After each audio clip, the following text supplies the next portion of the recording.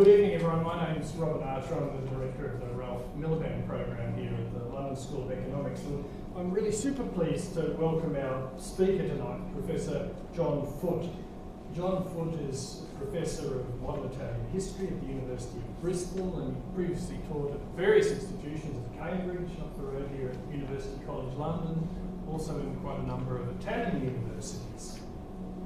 John's doctoral research was on the socialist movement in Milan during and immediately after the First World War.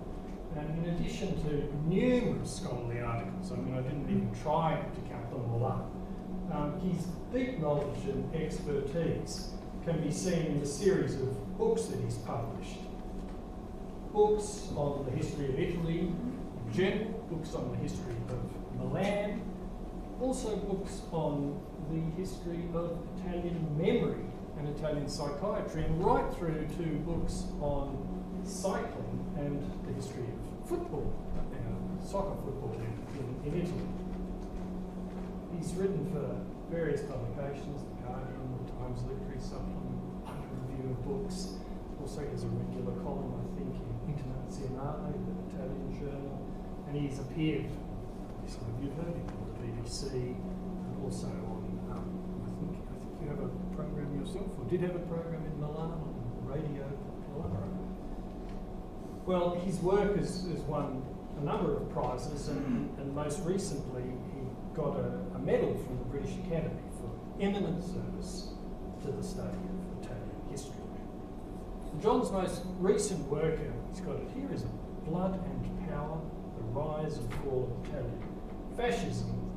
And you know, it's not just a period that coincides with the centenary of the March on Rome, it's also a period that coincides with the return of the descendants of that tradition to the Prime Minister's office in Italy. So there could really hardly be a more germane time to draw on the expertise and insights of our speaker tonight.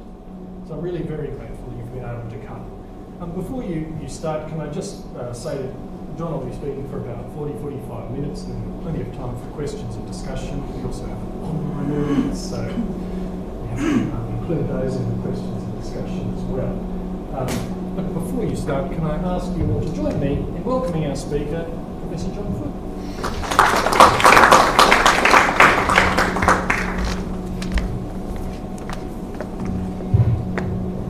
Thank you very much for the introduction. Thank you for the invitation here. I think I knew Ralph Miliband as a child. I almost certainly did, but I can't remember. But I almost certainly did meet him because he was a friend of my dad, and my dad was a big fan of the book Parliamentary Socialism, which was kind of his Bible, and I still think quite relevant today for many reasons, which we won't go into in this talk. So what I want to do today is talk in the first part about historic Italian fascism, the kind of thing that's in my book, Blood and Power, and take you back to the March on Rome from 1922, and then in the second part, take you to 2022 and 23 and today, and talk about the people in power today in Italy and what kind of government we have and what kind of relationship that government has and those people have with that historic moment of the seizure of power, the first fascist seizure of power in the world in Rome in 1922.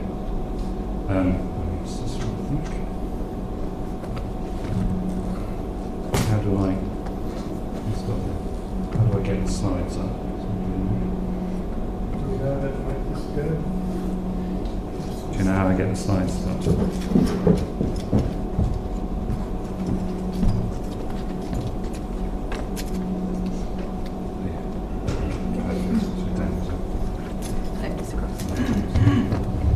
Right.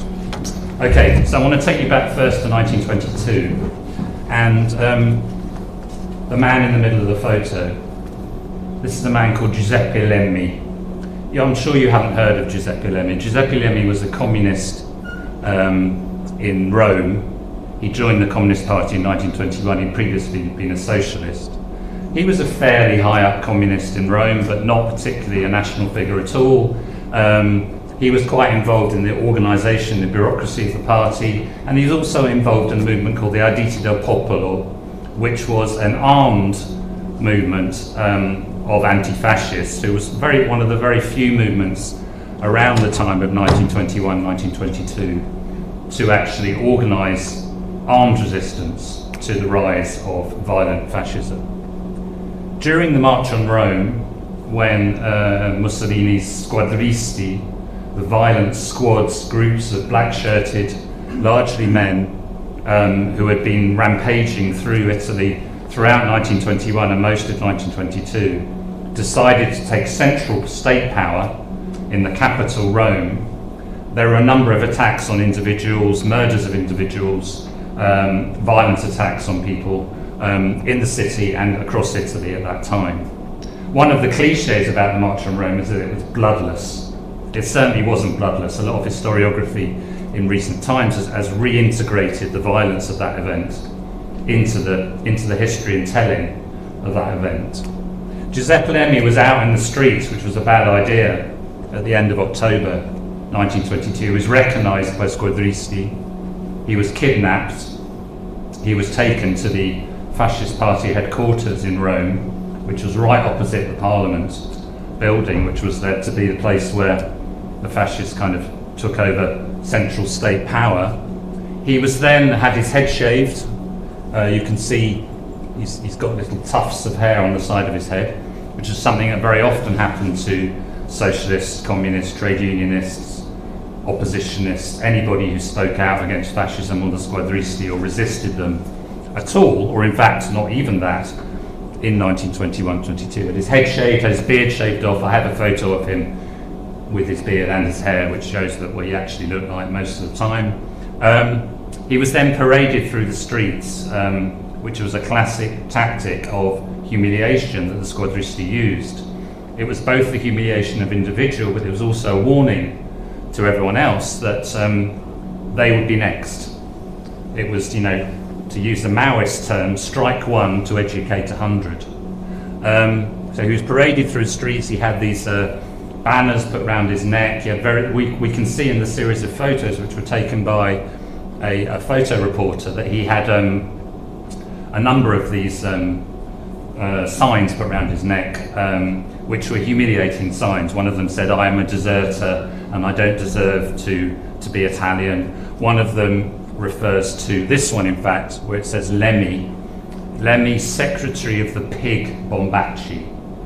And that refers to someone that Lemmi worked for, who was called Nicola Bombacci, who was a very leading communist, also a friend of Lenin, and one of the most famous national communists at that time.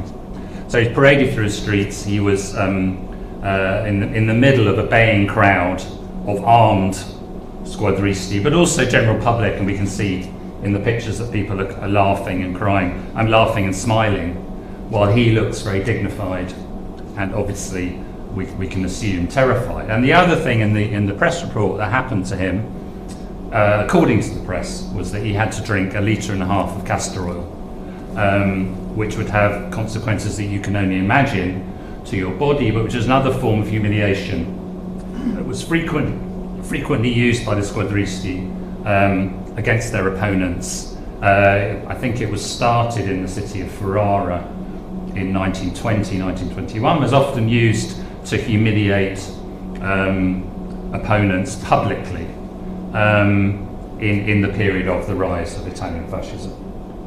And here we can see in the series of photos, which we have very few images of this kind of attack in the period of 1921-22. We have a lot of images of the aftermath of attacks on buildings, on party offices, trade union offices, individual houses being burnt, newspapers being burnt, newspaper offices. We have very few pictures of individual violence, and so these are very kind of precious and rare and illuminating as an account of something that happened to probably thousands, even tens of thousands of people in that very brief period of the rise of Italian fascism.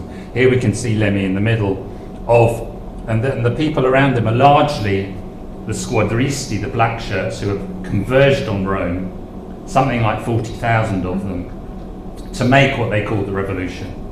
They had risen up in local areas, taking over public buildings, post offices, barracks, prisons, all across Italy. And then the plan was to converge on Rome. And at this point, they've reached Rome, they've won.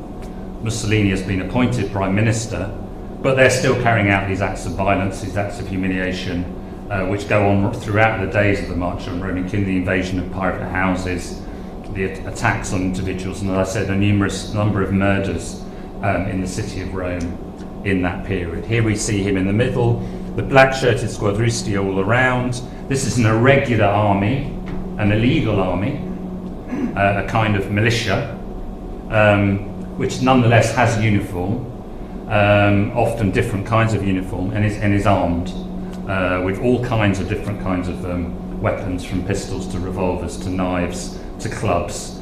Those were the kind of different, you can see all the black-shirted surrounding Lemmy. Lemmy was only released, according to the press, and we can take this with a pinch of salt. It is said in the press reports that he was spotted as this was going on by a leading fascist, one of the leaders of the March on Rome, one of the organisers of the March on Rome, a man called Emilio de Bono. And according again to the press, and I'm not sure this is true or not, but it's the only account we have, de Bono ordered the black shirts to release Lemmy.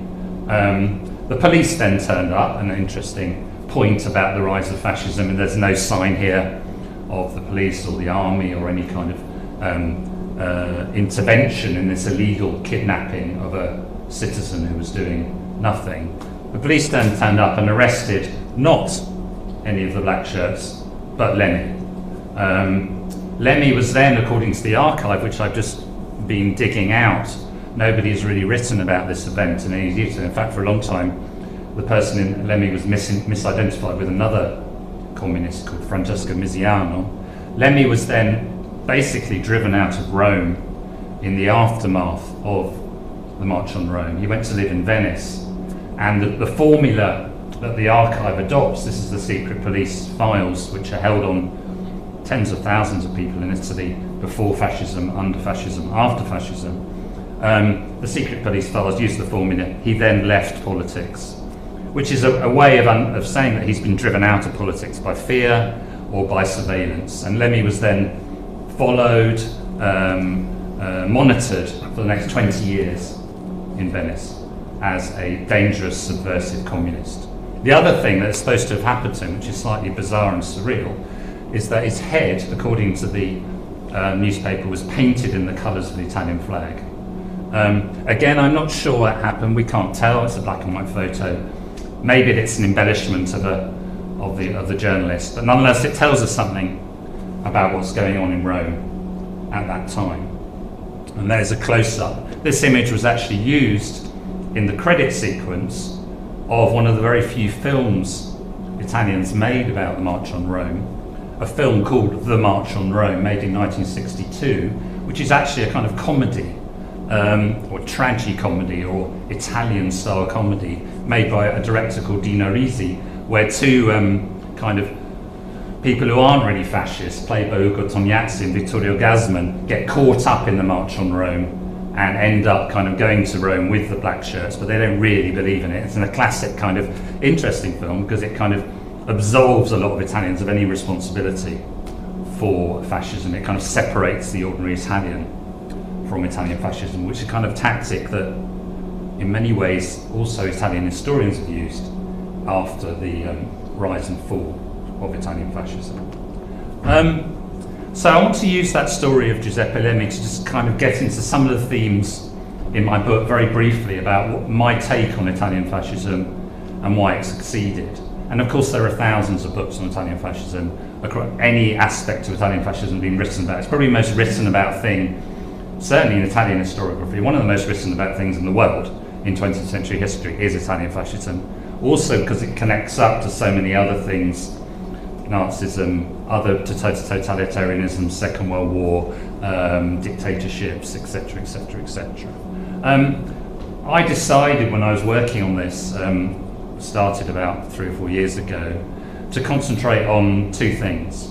One was the violence and the organisation of violence and how that violence was organised, and the originality of Italian fascism there in inventing a form of political violence which was incredibly effective in that context of 1921, 1922, and also to concentrate on the victims.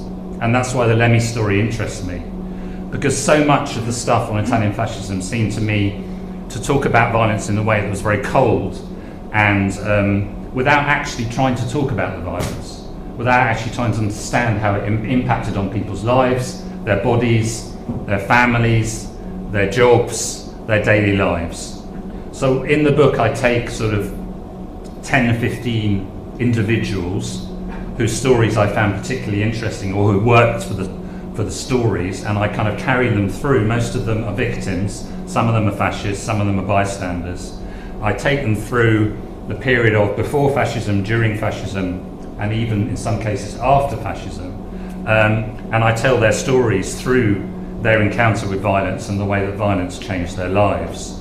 And we find that violence has this kind of before and after effect on many people in the period of Italian fascism and the rise of Italian fascism, that their lives are totally transformed by something like the thing that happened to Giuseppe Lemmy, the attack that happened to Giuseppe Lemmy in October 1922 in Rome. There's a before and an after, a trauma, a change to their life. They often have to go into exile. They're often separated from their families. They often lose their jobs or are forced out of their jobs. They very often stop being political militants or trade unionists as a result of these attacks, either through fear or through practicality or through the fact they're actually they have to move out of their local area because the fascists come once and say, we're going to parade you through town, we're going to force you to drink castor oil. Next time we come back, we're going to kill you. So there's a clear warning that is given that you must leave politics. It's a very effective type of intimidation that's used. And so my analysis of this violence by the squadristi is a typical squadra from Italy of 1920, 1921 that formed spontaneously right across Italy in that period. The originality of this violence comes out very clearly, I think, and the effectiveness of it in the studies that I've done and some of the analysis. This was a very small amount of people, probably at its maximum 40,000 people in the whole of Italy, so tiny, a football crowd, not even a big one. Half of the football crowd that was in the Milan derby last night, who were volunteer militia, politicised militia, who just organised themselves into very small groups, 20, 30 people, and began to use violence as a political weapon. And they used it to destroy, to attack, to cleanse, as they called it, socialism, communism, anarchism from the Italian landscape, but also trade unionism and the workers' movement. And this was they often announced what they were going to do. This was not done in secret. In fact, very much it wasn't done in secret. It was done openly. They would attack people, they would attack buildings, they used fire. Fire was a key part of the strategy. They would announce their arrival, often in 1921, which is the real peak of the black violence. The squadristi, who had very much a hierarchical formation, they had local leaders emerge from nowhere. These people emerged who then became key figures in the regime. They would write a letter to the mayor of a town, usually a left-wing mayor, say, we're coming on Sunday at 3 o'clock. If you're still the mayor, you know what will happen to you. Yours sincerely, the head of the fascists of Florence. And they would send this letter to the mayor. And the mayor is then faced with a choice. They resign, leave politics, they dissolve the democratically elected local government, or they stay and take the consequences, which could be fatal, they could be a beating, they could be a burning down of a building. They would do what they said they were going to do. They would arrive and they would carry out what they said they were going to do. I suppose the question you might be asking yourselves is, where is the state in all this? Why aren't they being stopped? And that's obviously a crucial part of the explanation. One part of the explanation is the incredible effectiveness of this organised political violence, which is a novelty, I think, in Europe, and will also be copied by many other groups and in many other countries after that moment. But the other thing is the state, and the state is doing two things, generally, 99% of the time. One thing it's doing is just leaving this to happen, allowing this to happen. These illegal armed groups are acting with impunity. They don't get arrested, or very rarely get arrested. If they get arrested, the trial is fast. They get released. They very rarely get prosecuted properly. They don't get shot upon, as do many socialists and communists and trade unionists in this period. The other thing they do is actively arming and helping and colluding in this violence. So you get guns that are given directly from barracks to squadristi. Squadristi who come directly from barracks into the squads and so on. Direct collusion. You find that in places like Bologna, Ferrara, Tuscany, places where the workers' movement. And what the other great enemy of the squadristi is democracy, the institutions of democracy. They want to destroy the democratically elected councils and eventually national government of Italy. And they're very effective in doing that. Many of the there were big local elections held in October 1920 in Italy, many of them won by the left, many by the extreme left actually.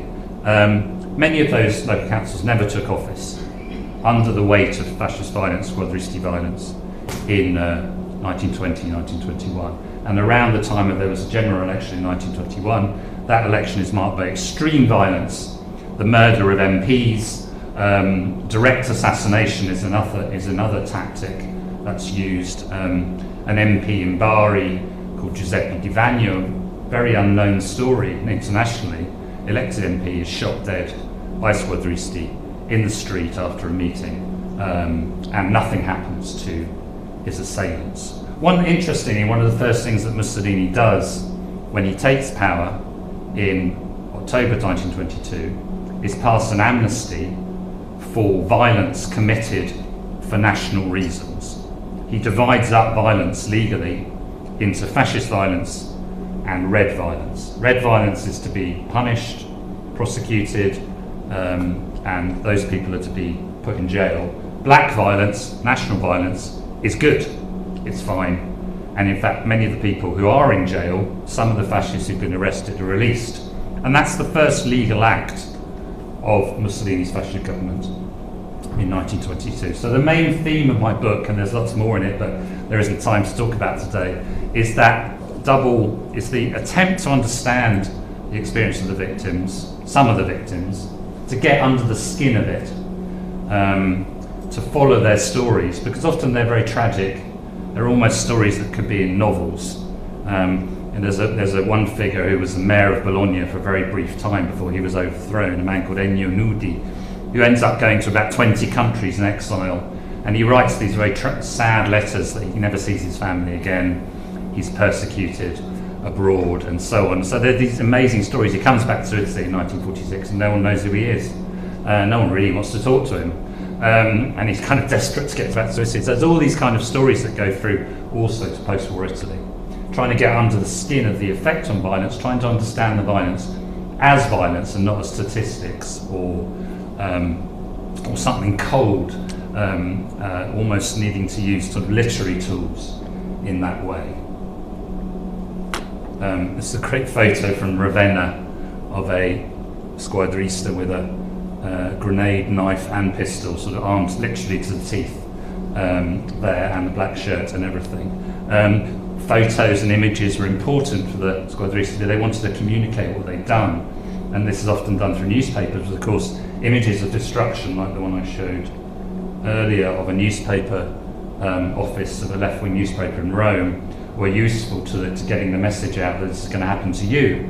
The message was very, violence was kind of scientific in that term, in those terms of creating a climate of fear, of saying you could be next, of entering people's private homes and houses. Now, stop leave 1922, and I'm not drawing trite parallels here. I'm not going to do that because I don't think it really works. But I want to take you in the second part to 2022, Italy's last general elections, and I just put the kind of broad results of those elections there. But I want to talk about the winner, really, of the election, which is down the bottom there, and where they come from, where that party comes from, and what that means for Italy today, what it also means for the memory of the period I've been talking about, of fascism, the rise of fascism, but also the regime. So we had this election, and there will be a lot to say about it, maybe we can come back to it in the discussion. Election after quite a long period of emergency national government. Italy has had has been through a kind of political crisis and economic crisis for quite a long time. And this has led to a number of so-called emergency governments, like governments not really elected through an election, but bankers and other people taking over the Italian system in a situation of emergency. And we've seen that actually quite a lot of times since the 1990s. The latest kind of emergency person to step in was Mario Draghi, formerly of the European Central Bank, who was kind of seen as a saviour in the COVID crisis that Italy went through, which was particularly bad, as people will know, where COVID hit first in Europe, and particularly deeply, given the understandable lack of preparedness in many areas. So this election came at the end of that emergency government, which was a coalition of almost all the parties. The only party that stayed outside of it was the party Fratelli d'Italia, which is a far-right party, which I'll come back to in a minute. All the other parties were inside this national, kind of slightly dysfunctional national coalition, and then that fell apart, and national general elections were called for 2022. It didn't get to the end of the legislature. And here we have the results of that election, and I think in a broad political point is the centre-right was united. The Italian electoral system, if you're divided, you're going to lose, and it's been like that, I mean, kind of forever, but in particular since the 1990s with changes to the electoral system. The centre-right was united with three main groupings: the Lega, Fratelli d'Italia, which I'll come back to, and Berlusconi's kind of weakening little Forza Italia, which used to be much bigger. The centre-left, or we could broadly say centre-left, we can talk about that, was divided into three different parts. We had a kind of centrist grouping around Renzi.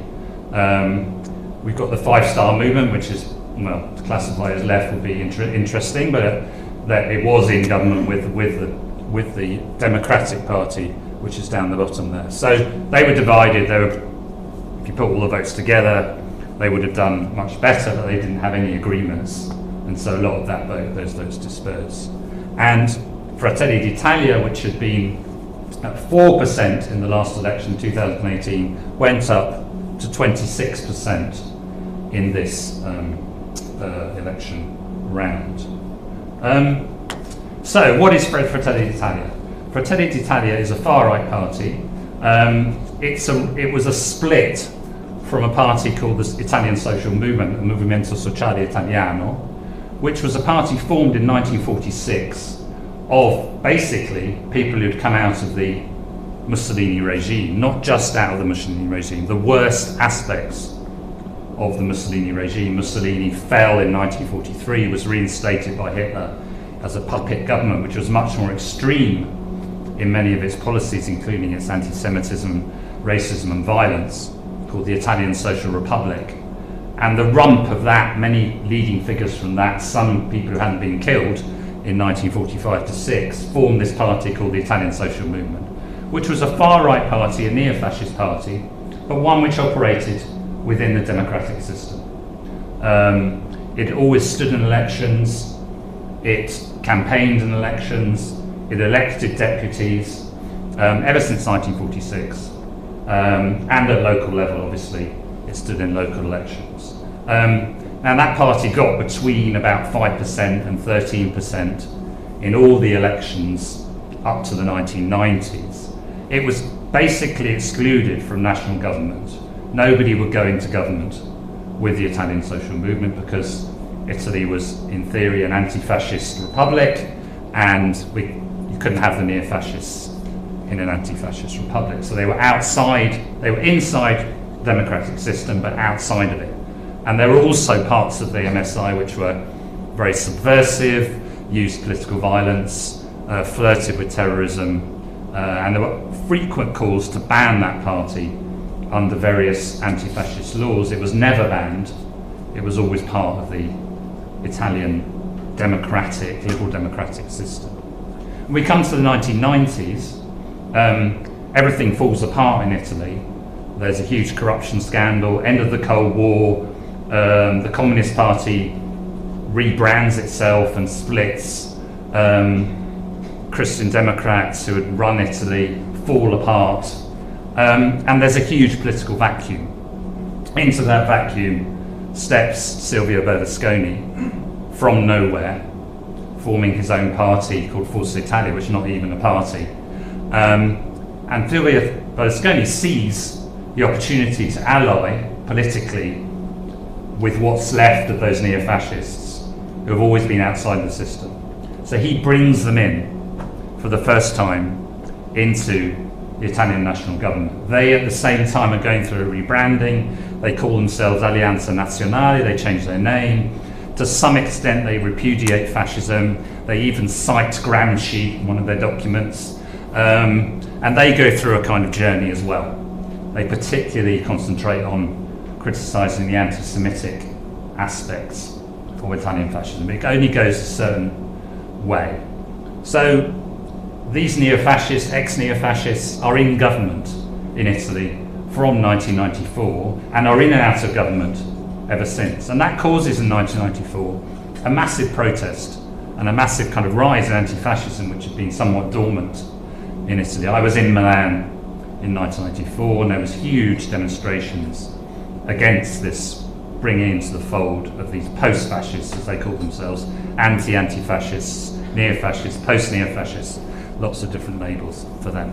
But they're in, and that becomes more and more acceptable to more and more people over time. And at local government, they govern regions, they govern local cities, they govern many parts of Italy, and they have key ministries. They never have the Prime Minister, but they have many key ministries. Number 2 in the Vice Prime Minister. They're quite high up in the Italian state, Alleanza Nazionale. There's a part of the MSI that is never particularly happy with this moderate turn of Alleanza Nazionale. There are many people there who kind of don't want to repudiate Mussolini and fascism and the kind of things that gave them their identity. And they want to still keep those things as part of their identity. And eventually, they split. It's also about personalities, it's also about corruption and political opportunity. They split into a much smaller grouping called Brothers of Italy, Fratelli d'Italia. And that's the split group that Giorgia Meloni, the current Prime Minister of Italy, goes into. So she doesn't stay in the mainstream post-fascist and anti-fascist, neo-fascist thing. She goes into the split, smaller grouping called Fratelli d'Italia, which becomes bigger and bigger under her leadership. She joined the previous grouping as a teenager. That's her political world.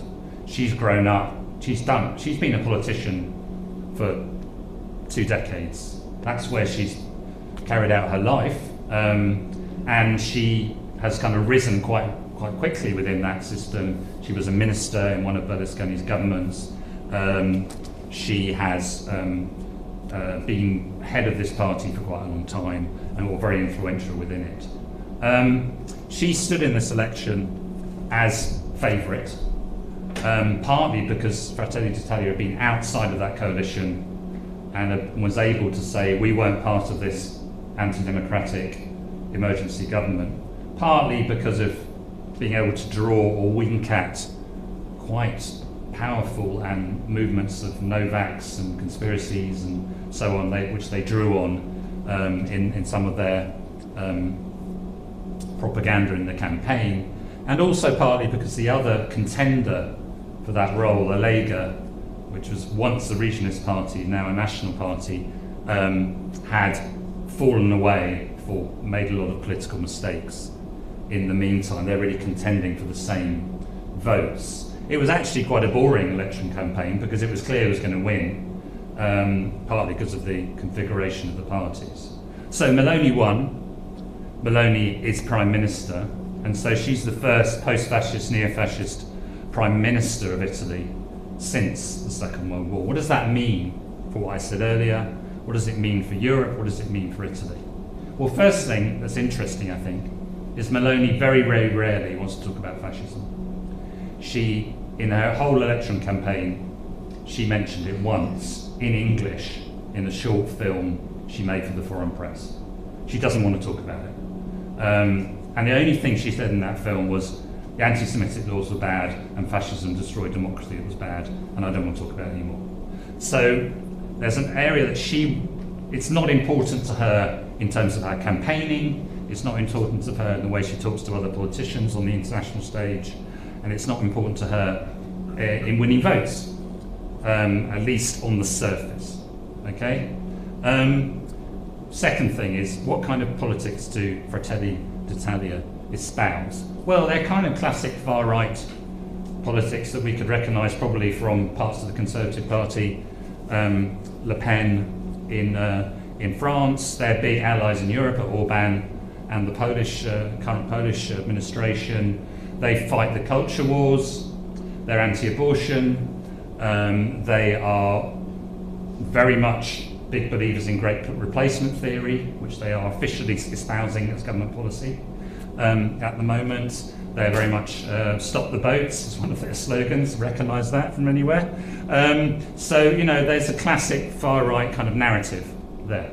However, I would also add, if you dig under the surface of Meloni plays the statesperson, also the first female Prime Minister in Italy, and has very carefully cultivated her image as mother, partly through an autobiography that was a bestseller. It's a very interesting reimagining of a politician.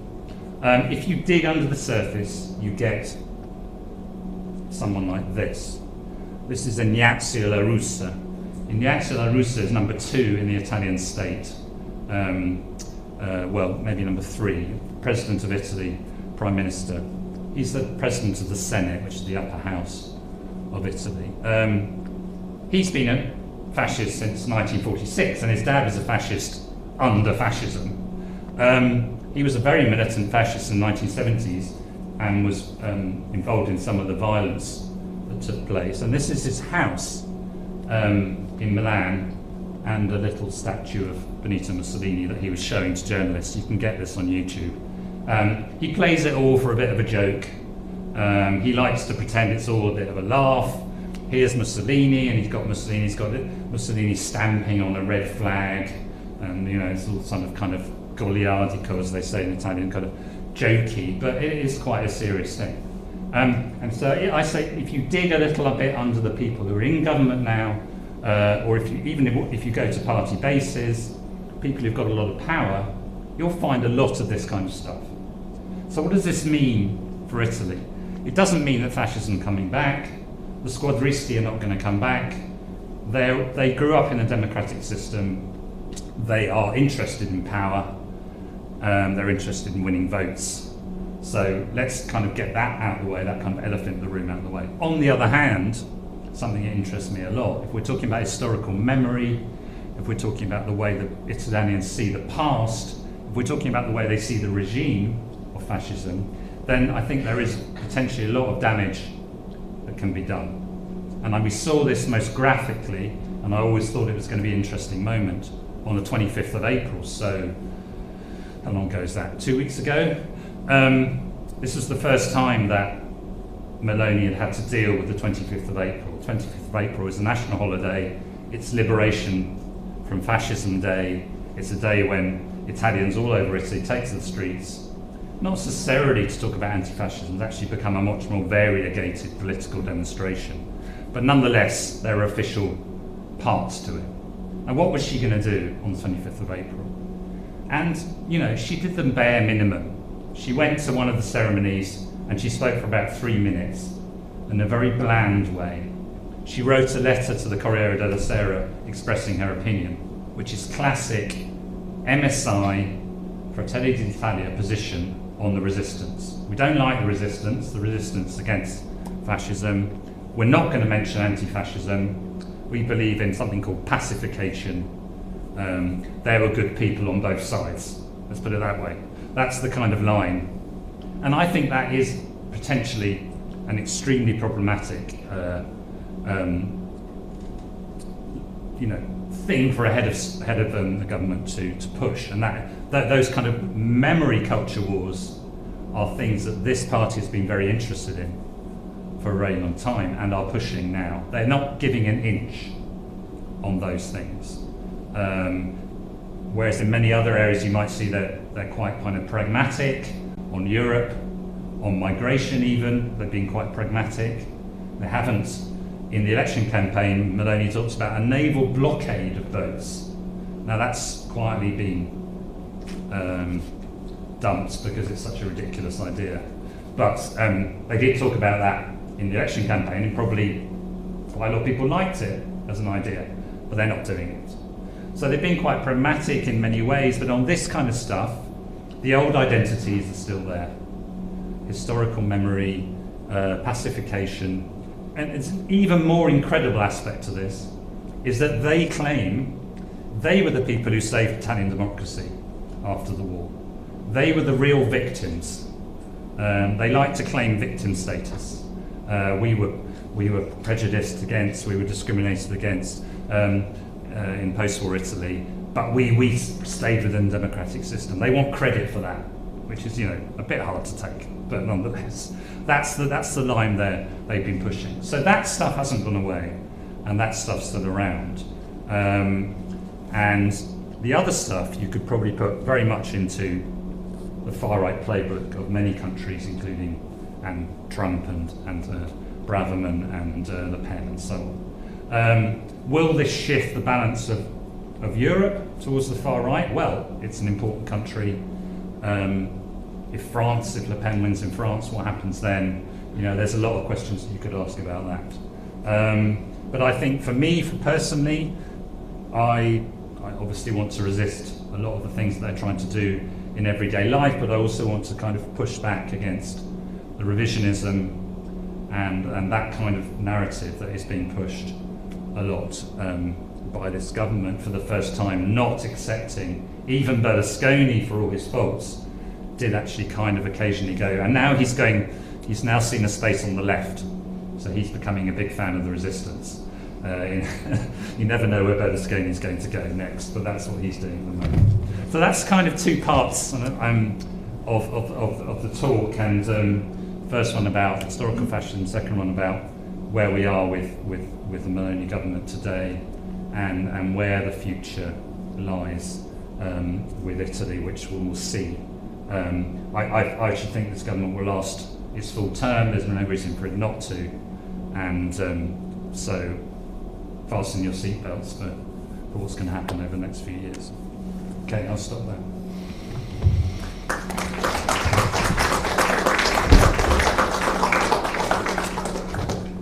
Well, thank you very much. We've got a good chunk of time for questions, discussion, comments, and thoughts.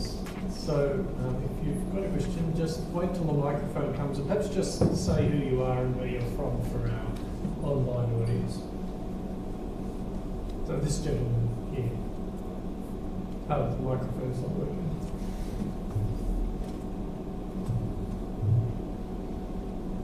Perhaps this one.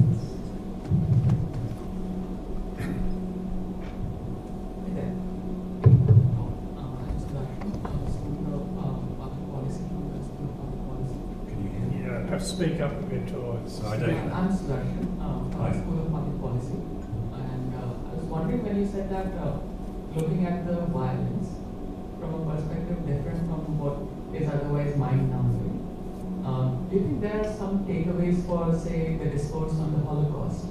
Because whenever we look at it, we quickly run into the concentration camps and find the solution.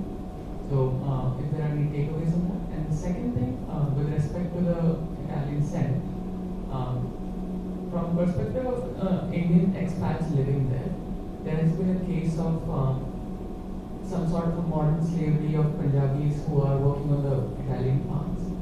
Do you think it has something to do with the right-wing regime which is there, which sort of plays an enabling role in such sort of businesses? So these are my questions.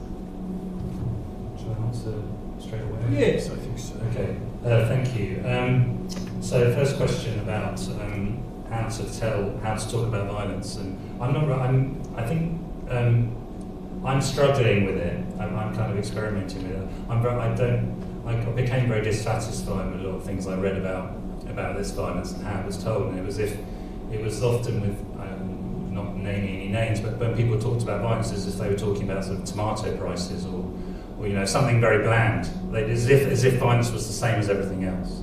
And your point about Holocaust is interesting, because I think if it just becomes numbers or huge stats, or sort of it becomes something that kind of can go one ear in one ear and out the other, and doesn't really, the violence itself is being lost. I don't know what the answer is, but increasingly, and I talked about this in another forum, I think we often get closer through fiction, through other media, journalism gets closer to. So I found some really good examples of talking about violence through those media, and maybe that's where we have to go and get creative and think of kind of telling a story about it. So that, and even just describing it doesn't work either, I don't think, because it just becomes like a horror movie or something. But thank you for your question. I'm sure there's a lot more to say there. The question of modern slavery and immigration in Italy is a really interesting one.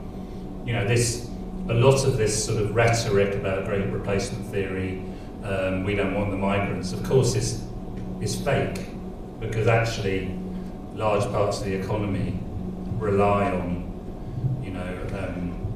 very cheap labour, certain kinds of labour, very specialised and exploited labour. So there's that double discourse that's been going on for ages. That, I mean, the Lega has kind of specialised in that. The Lega, which runs most of the north, where a lot of these kind of industries are, have been saying, we don't want the immigrants, while at the same time, almost at the same time, being supported by industries that are exploiting them. So it's a very dishonest narrative that's going on here. Same in America often as well. So I don't think this contributed to the modern slavery. I would say that's been around under all kinds of governments. But and we can talk about racism, but I think that the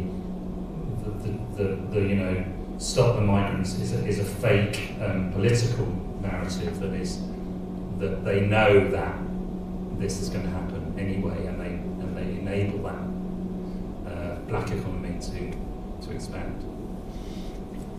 Thanks. I'm just going to go to an online question, then I'll come back to the audience here.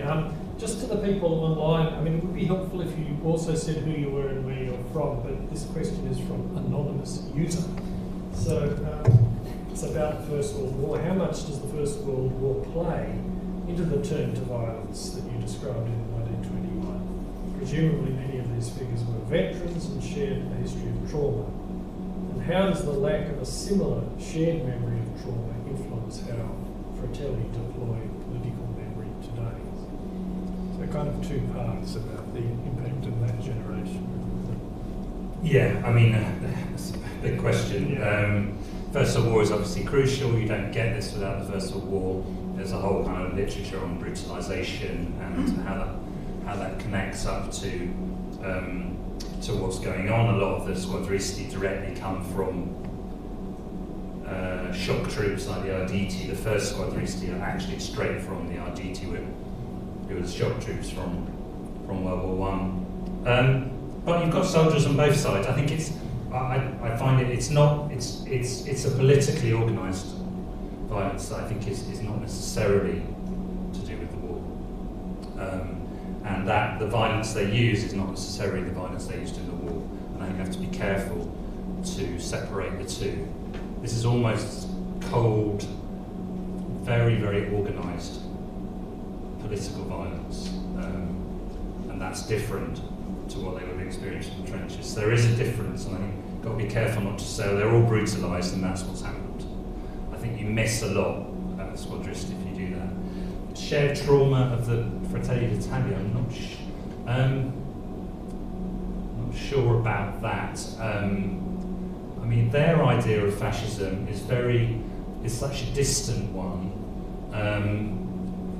that, you know, they're second or third generation away now from that, and that's just kind of what their grandfather, what they read in books, this kind of tradition passed down of Mussolini as victim, and there's a very powerful trope in Italy, not just in Italy, that Mussolini also did some good things, which is a very powerful kind of cliche, which is around.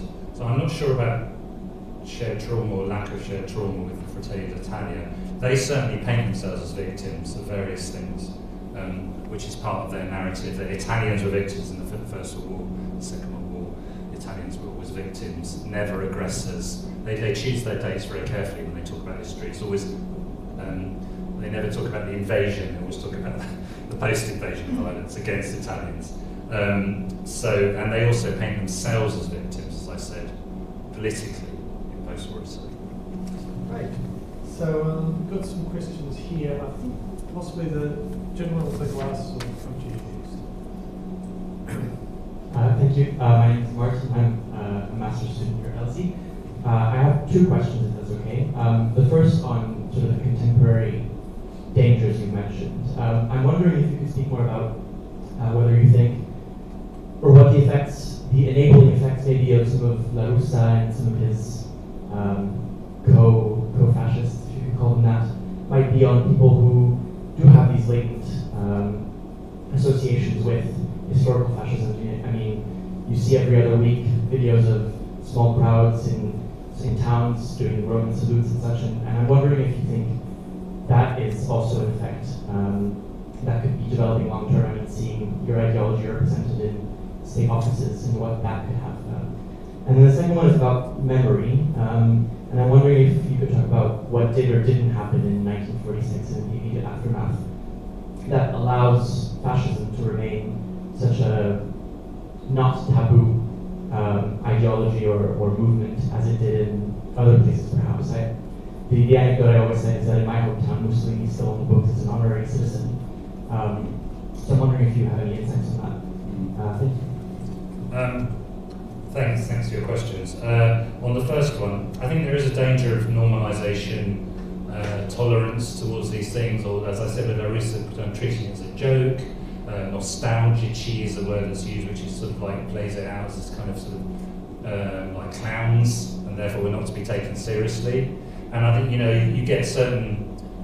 I've just been a couple of weeks ago. I never visited it, a place called Prodapio, which is where Mussolini was born, which became a sort of fascist playground under the regime. And that they've been battling for years with neo-fascist tourism, neo-fascist commemorations, and what to do about it. And now it's suddenly come back into the spotlight again. So I think it is to be taken seriously, this mainstreaming of this stuff, and not to be laughed at. And I think that has been, for a long time, it's been seen as something trivial or jokey or silly, and we should be outraged by it a bit more. But it doesn't mean that fascism returning. So I think we need to be careful not to be over the top the other way, which becomes a bit silly if you say. I think that's something they're even using. Someone like Meloni might be using, saying, "You said fascism's are coming back, and look, we're fine, we're still a democracy." You know, it's kind of to trivialise the opposition to her. There is a whole question about anti-fascism as well, which is an interesting one. Your second point about, which is a sort of big historical question, is about what happens to Italy after the war. And of course, that's partly a product of history. Italy can present itself as having won the war because of what happens in the war. Therefore, it doesn't need to de-fascistise as much. Plus, you have a very high. The Communist Party very much wants to not talk about fascism anymore, and wants to pass as a massive amnesty. Is not going after leading fascists anymore. So there's lots of things politically. On the other hand, you have a very powerful anti-fascist constitution, which sets down, creates a system where nobody can have too much power, and that's still true. And one of the things Meloni wants to do is to create a directly elected prime minister, which no country in the world has, as far as I know. But that, I think that would be political suicide, personally. Good luck with that. Everybody who's tried to change the constitution in Italy has come up like Renzi committed suicide that way. So she may try and do it, but I think she'll probably say, oh, nobody's letting me do this, so I couldn't do it, which would be most politically astute. But there's much more to say on that, but yeah, those are kind of the broad lines of it. There is a bit of a cliche, Germany did everything right, and Italy did everything wrong. I think that's quite the case. 15,000 people were killed in 2 weeks in 1945. It wasn't a joke. The transition to 15,000 mainly fascists were killed in about a week. So it wasn't a peaceful transition or a pro-fascist transition, but there were lots of issues about who was still around and continuities. So I'm going to take another question from the online audience. This questioner asks about whether there are similar anti-democracy sentiments amongst contemporary neo-fascist movements as there were in the 1920s and 30s. And it refers to what you said about Meloni, that she's nominally has a pro-democratic stance, but what about the movement beneath it? Maybe I could just ask to add to that for you to, the erosion of democracy that we see in some of the other countries you mentioned is a very incremental process at the moment. What would be the effect of this party enduring in power, or is there a longer-term perspective to worry about? Well, there's been, I think, over quite a long time, Italian democracy has been in trouble. Post Colin Crouch's stuff on post-democracy, I think, applies quite well to Italy. Emergency governments, non-elected governments. Then, the last thing that happened was the Five Star Movement, which is this big protest populist party. Managed this one thing they did get through in a populist way was to reduce the number of parliamentarians quite drastically, and I think that was a problematic thing for the representation. So the number of parliamentarians went down by hundreds last time, which also creates less people in power. So that's an interesting thing. Less people voting, which is an erosion. Italy is always a country with very high turnouts, only 64% last time, a much bigger non-vote. Again, the engagement in democracy is lessening. That was one of the reasons Meloni won. And also an electoral system which allows a massive amount of power. Actually, the centre-right went down in terms of overall votes, but it's still got an enormous amount of power and majority because of this very, what's called a porcellum, which I won't translate, very, very complicated and strange electoral system that was a terrible compromise between various people. So there is a lot of that happening. In terms of anti-democracy sentiments, they very much play the game that we're very much protects us democracy. As part of their kind of spiel is, we've always been democratic, we've always been in the system. You should be thanking us for that. You should be, we saved Italy. We could have gone off and been proper fascists, and so that's very much part of what they say. What they do is not always the same. One of the things I think is interesting is crackdown on protest, in not just with police activity, with police being enabled by this government, but also a new law against, may seem familiar in the British context, supposedly against raves, but in fact very, very wide powers given to police to round up people at demonstrations or gatherings, and that is interesting. So there's things moving both ways, but they're very much their narrative is that we're protectors of democracy. You the communists are the problem, right? That's what they say. With what they do, we'll have to see. Nothing too much so far apart from this protest law, which is not as bad as the one we've just had here. Great, thanks. I believe we have to speak into the microphones more clearly. I think it's me, but perhaps we should both do it. So other questions, I think, yes, this lady here, but just wait for the microphone. Okay, thank you. One question I have is what do you think are the key reasons in the political climate for Meloni's success, and what are the parallels to 1920 on one hand, and what are parallels to other countries? Do you think they're maybe economical? What are the reasons? Or shift to the right? I'm not sure there was a shift to the right. I don't think she necessarily represents. I mean, Salvini on many things was more extreme. On immigration, I would say he was as extreme or not more extreme than Meloni. Meloni is actually more pragmatic. So I think there's been a shift. The reasons Meloni won from a very purely political point of view was a shift within the coalition. Salvini's votes, Salvini at one point was at 45%, and then he's been on a little journey down and down and down since then. His votes largely went to Meloni. So there's a shift because of his political mistakes, because of her promotion, her image, which I think is she's a very interesting speaker, she's quite charismatic, quite clever cultivation of image. There's things like that are reasons for her to win. I wouldn't put it down as a shift necessarily to the right or the left. The figures don't really bear that out. It's a shift towards a different kind of right within a very free marketeer. Meloni is very much kind of free market, which is not something we've seen it's kind of different to her tradition there. The other thing was that the fact that Meloni's party, as I said, stayed out of the coalition and was able to present itself as outsiders. So we weren't responsible for anything that's happened under COVID, and we were outside.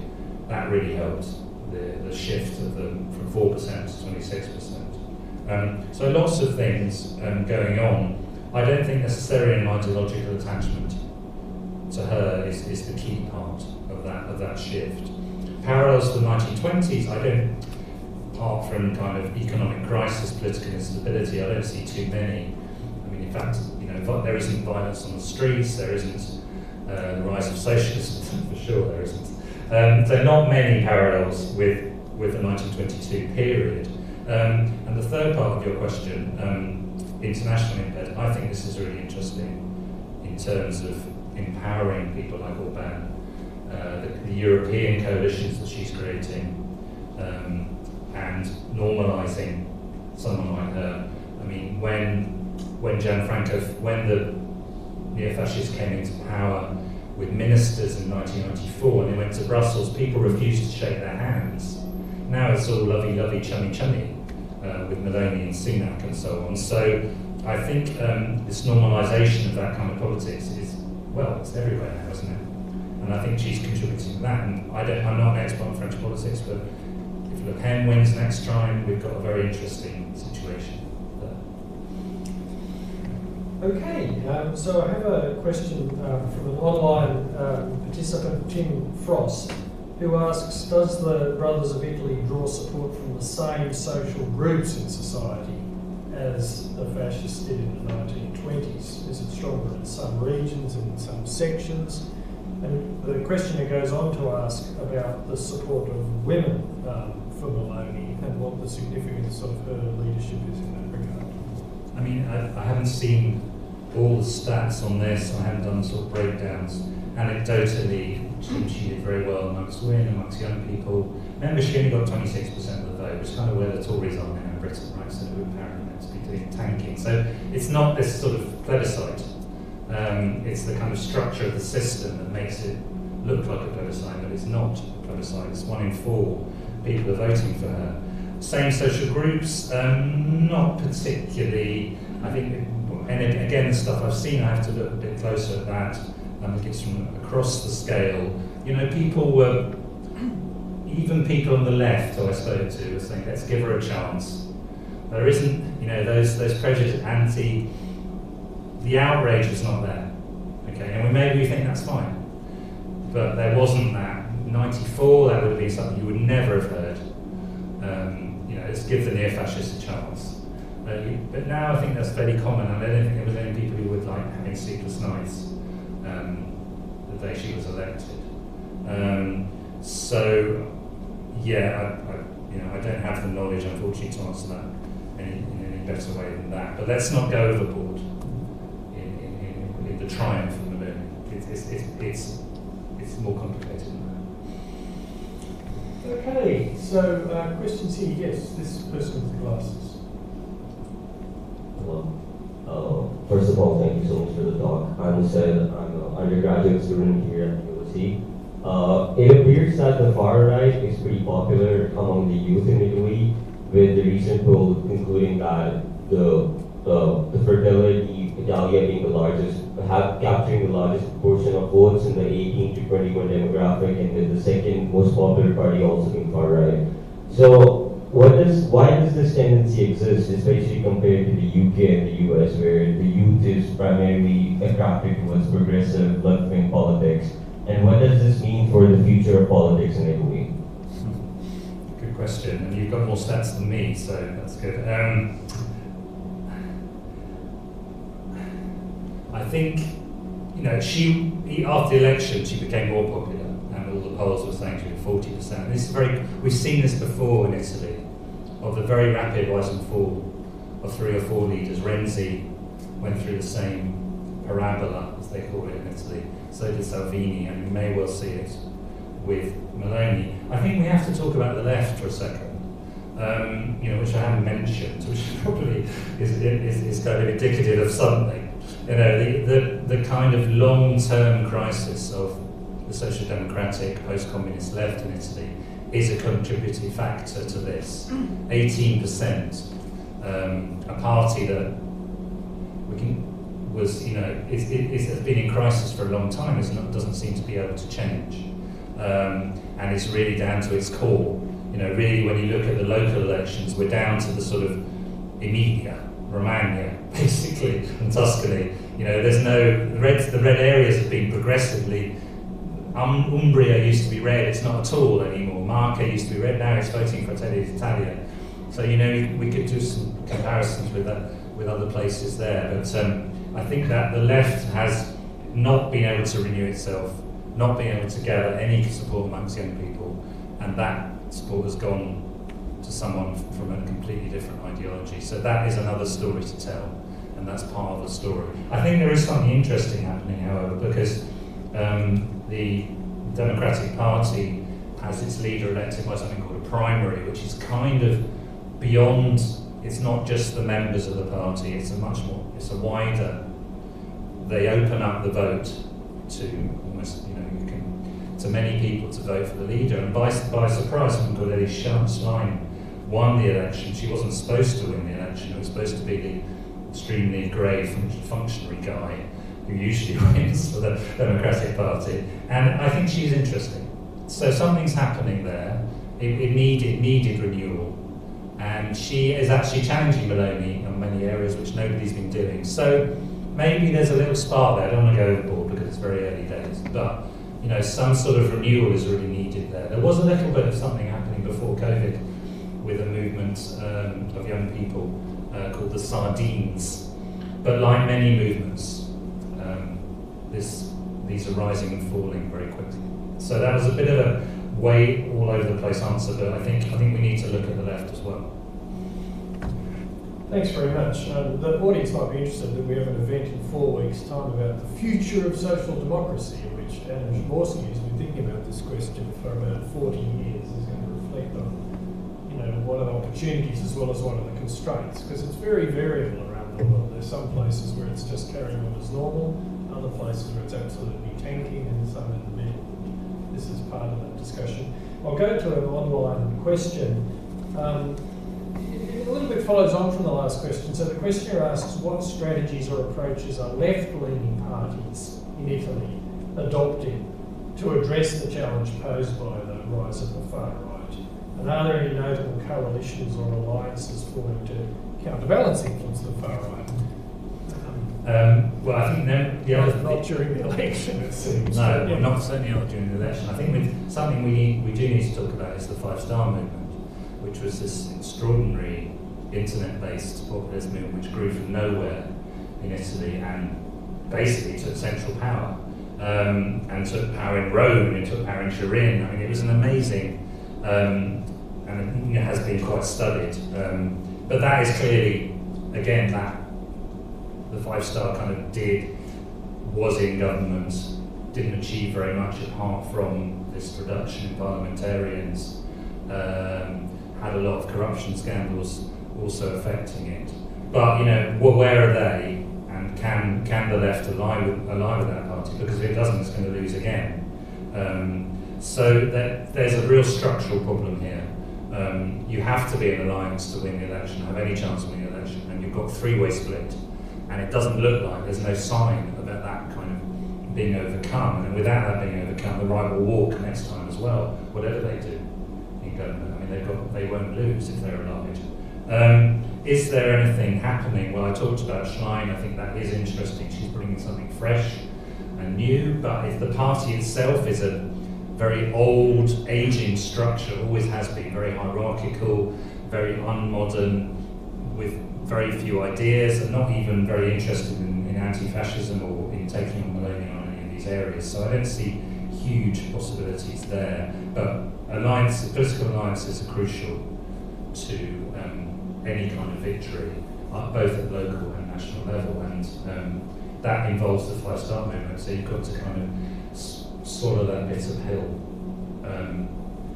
if you're going to have any chance. Next one. Okay, so questions in the room? Great.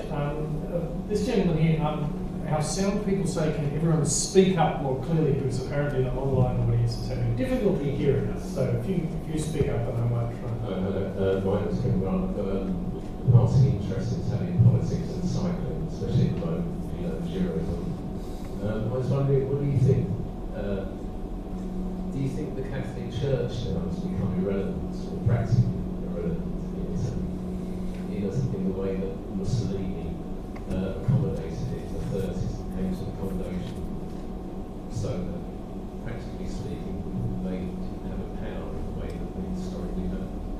So the question, just to repeat for the online audience, is about the Catholic Church and whether its power is now seriously waned. The Catholic Church is much less interested in Italy than it used to be.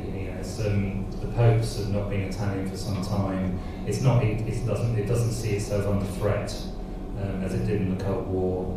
It has global things to think about. So it doesn't really get involved in the way that it used to, so directly. The Pope standing up on the balcony saying, if you vote communist, you're going to be excommunicated. It doesn't do things like that anymore, like it did in the 40s, which was a fairly clear message that he was sending out at that point. But I think what's interesting is that both Salvini and Meloni have wrapped themselves in the church constantly in the way they present themselves. Presenting themselves as Christians, as white Christians, as representatives of that kind of tradition, constantly sort of banging on that drum and trying to compete with each other because they're competing in the same alliance for power. And a lot of the policies that Meloni really will press on, and I think she will, and her party will do things like abortion, have already raised their head. And the Fratelli d'Italia were in power in the Marche, which is a central Italian region, used to be governed by the left. And actually, when they were in power, they made abortion almost impossible for women to have in the Marche by the way that they pressed on. Italian abortion law contains an conscientious objector clause. If you're a doctor and you can say, I'm a Catholic, I don't have to perform an abortion. And so many of the doctors in that region, partly under the pressure of Fratelli d'Italia, said they were conscientious objectors. It was almost impossible to get an abortion. So they will be pressing on stuff that's very much in the church's interests. They don't particularly like this Pope, but apart from that, I think it's still around as an ideology. But the church as an institution is much less interested in day-to-day politics in Italy than it used to be. Thanks. So here's another question from the online audience. The questioner asks, to what extent do you think that Meloni's political beliefs and the fact that she represents the closest thing to fascism Italy has seen in recent years, to what extent has that diminished the fact that she's the first female Prime Minister of Italy? I suppose that depends what side of the divider. It is interesting that these women come from the right. The first Thatcher was the first British female Prime Minister. Le Pen looks like she could first. So it's interesting. There's been some interesting work on this, and I think it diminishes anything, but I think it's interesting that the opportunities of she's come through where the left has never managed to do that at all ever. But yeah, I don't know. There's some really good research projects going on that I can't claim credit for that are worth looking at. I could give people references to. I've heard some really good papers on this. Thanks. So other questions? Yes, this one here. Thank you.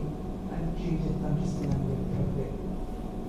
I'm interested in returning to the violence and the gap between the narrative and the manifesto and working within the parliamentary system and so on, and what would actually be needed were some of those policies to actually be enacted. Things became perhaps more extreme as time went on, and I wondered whether you could comment on that. For example, current policies like stop the votes is something that's talked about a lot, and numbers are given, but the actual process of how human beings are contained and removed is actually very violent.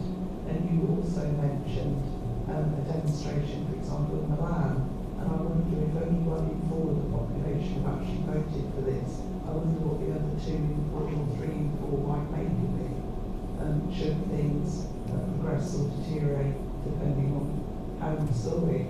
And what role might violence play in the future? And what view do you have about the role of violence?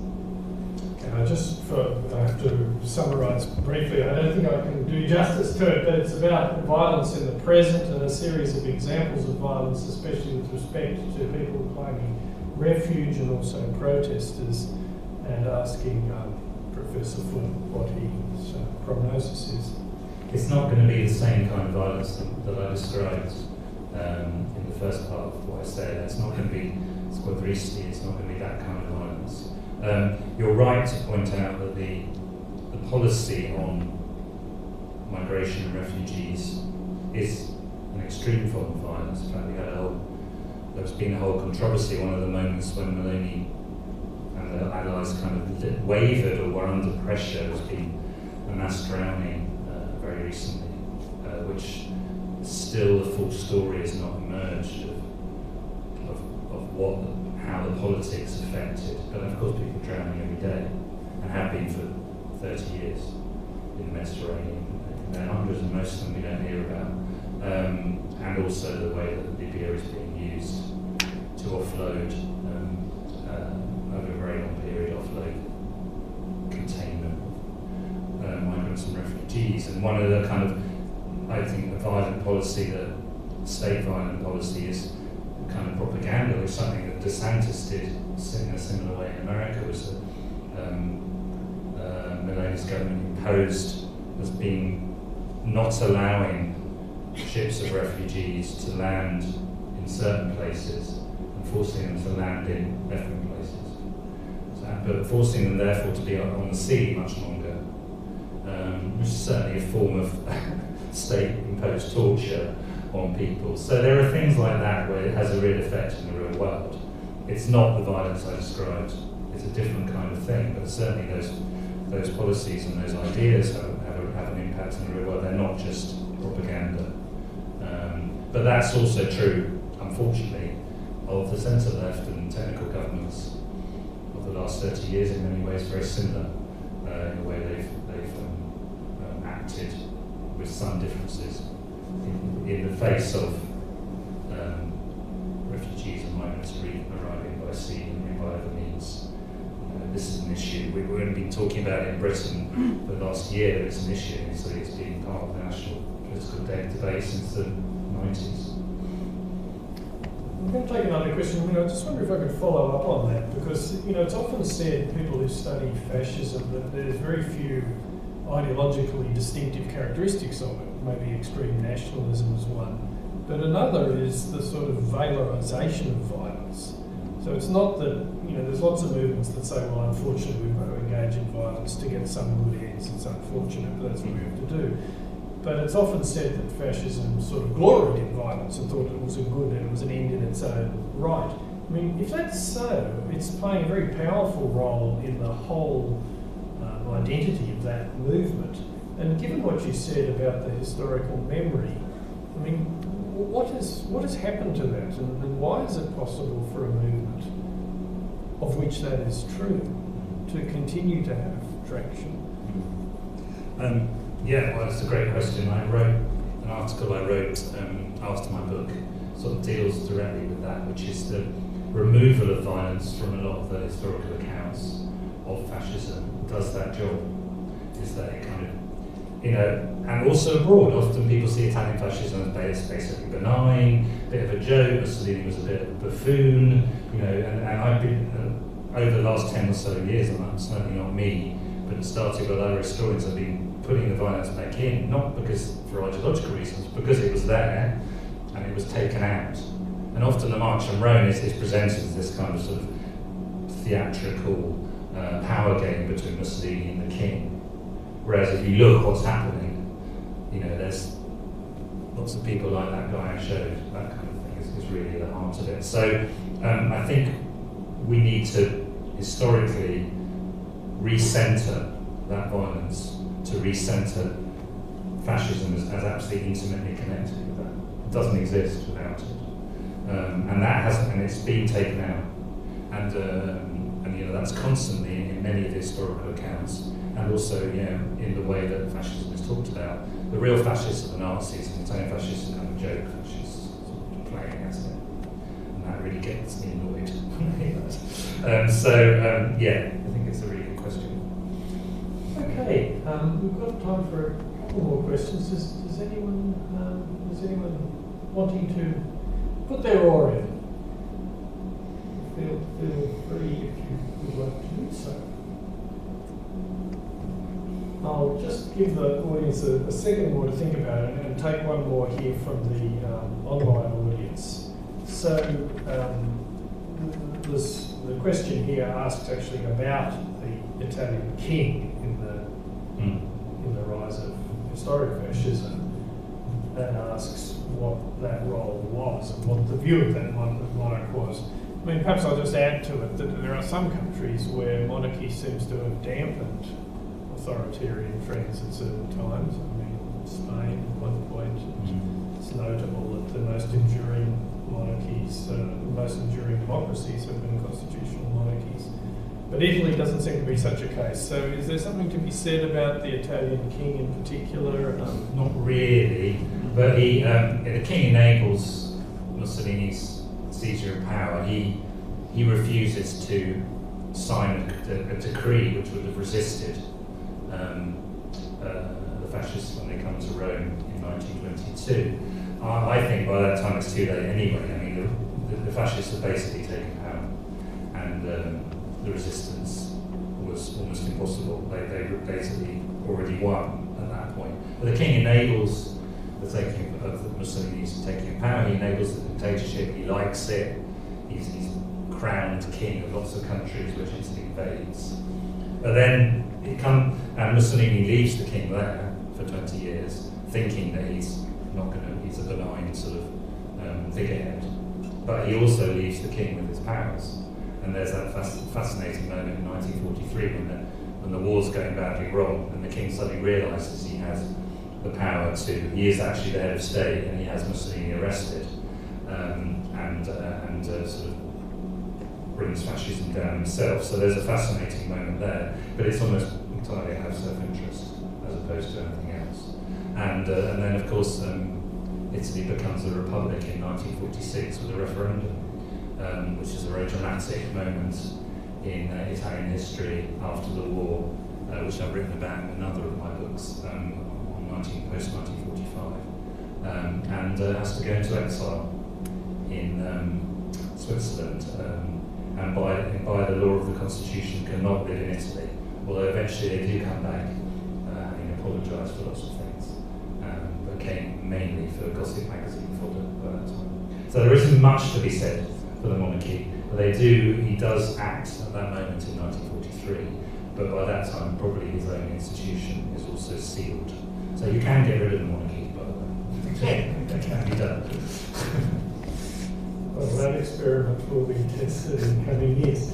Listen, thank you very much. I mean, that's an incredible wide-ranging talk. You've not just dealt with what was going on 100 years ago, a matter of, as you've said, of enduring interest, enduring significance, a very formative thing for modern politics, but also given us some insight into what's going on today and some of the trends that we can see in front of us.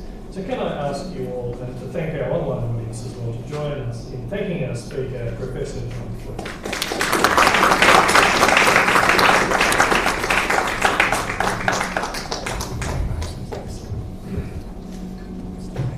I think so.